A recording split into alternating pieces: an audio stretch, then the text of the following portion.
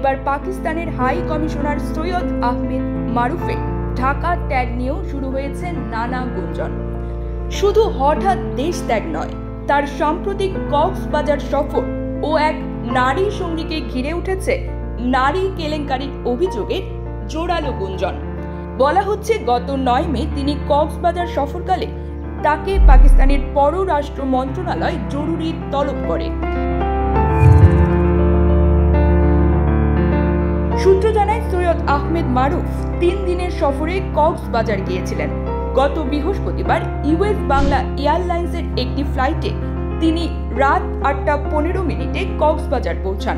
বিমানবন্দরের একটি ছবিতে দেখা যায় সৈয়দ মারুফের সঙ্গে রয়েছেন তার ঘনিষ্ঠ ব্যবসায়ী বন্ধু আজহার মাহমুদ ও এক নারী।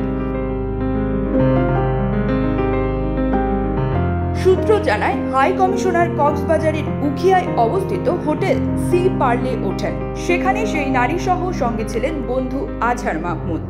9 মে নিজ গাড়ি করে বন্ধু ও সেই নারী সহ ঘুরে বেড়ান সৈয়দ আহমেদ মারুফ। সেই নারী ঢাকার ঝিগাতলায় একটি ফ্ল্যাটে বসবাস করেন। সেখানে পাকিস্তানের হাই কমিশনার ও তার বন্ধু আজহার মাহমুদের যাতায়াত রয়েছে।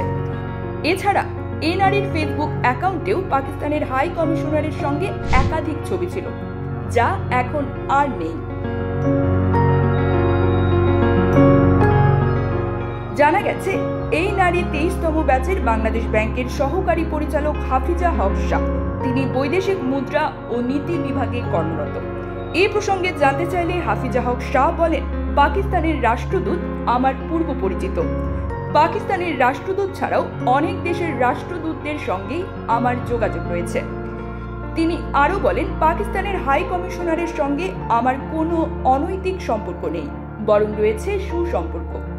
News desk, TGD world.